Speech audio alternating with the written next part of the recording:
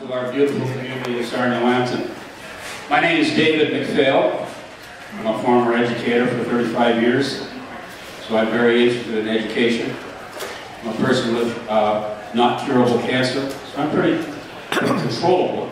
So I'm pretty excited about keeping health going. I have the job of being the chair of the Save the Sarnia Jail. It's a job that should not exist. Real simple.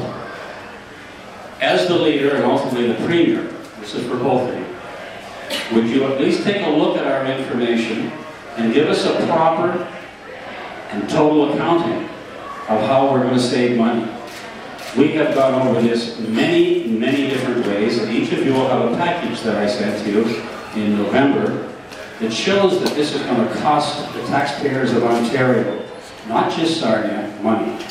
I won't elaborate more on it because you have the package, but will you at least look at it and get the numbers to us as to how this decision was made, and it wasn't made in the caves of Queen's Park? Thank you. So we'll have each candidate will answer the question. We'll have Gerard answer this question first. Yes, absolutely. And I just want to add to that is, it's time for us to not just change the way the party works. We have to do that first to be credible. We're going to be measured not by what we do, but what our actions are. So making changes as we go through this leadership is going to be essential. But we need to get to open government. It should not be hard, whether you're a member of the party or whether you're someone outside, to get the information you need to be able to make the cases for the Sarnia jail. And I understand, talking to Dave, that that's been very hard to do. That makes no sense to me at all.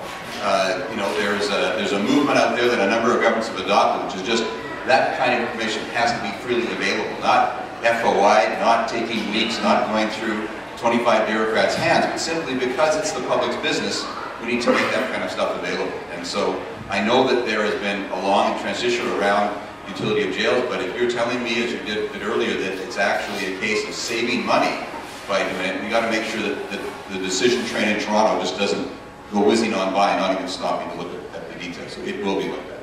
Thank you. Hi, thanks. And I think it's fair to say that we should be looking at that being open, and that's why I said there were three things I'm talking about to people about who I am as the leader. One is jobs in the economy, because we need a flourishing economy to take care of the things that you're going to expect, both as an educator and accessing the healthcare system. It's what we do as centrist liberals. The third item, though, really was being transparent and upfront. What you see is what you get. I want to be honest with people about why we're making decisions. On jails in particular, I can tell you I've been around the horn on jail issues. Can you speak up, Sandra? Oh, you know, no one's ever said that to me before. I love you. I don't know, can you imagine? I love that. Anyway, only to say on jails, because I had one that was built in the 18th century in my riding, which was closed. I was fighting to close it, if you can believe it, and we had another one built. It ended up getting built in Dwight's riding, and they didn't want it. So it's been just dealing with the public on this issue for jails has been extremely difficult in Southwest generally on a number of fronts, and Carol Mitchell dealt with the same thing. People really do believe that if at least we could include you in having information, it could be acceptable. And the idea that you don't have it is difficult, because I do believe that you engage people and say, here's the challenge, help us find a solution. And that's usually when you bring them along to find the answer. And it has the benefit of A, working, and B, even when people don't get everything they want, at least they knew they were there to help find the solution. Because you know there's a huge fiscal challenge. And I know that drove a lot of decisions, especially the ones they made this past year.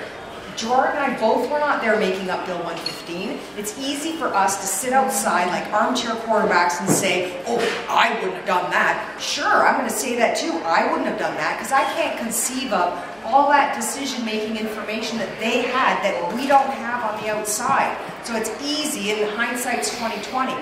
But I will say that once you make decisions and you realize that it hasn't gone so well, which one of us is big enough to go to the public and say, you know what, we kind of screwed up here and I'm going to fix this thing.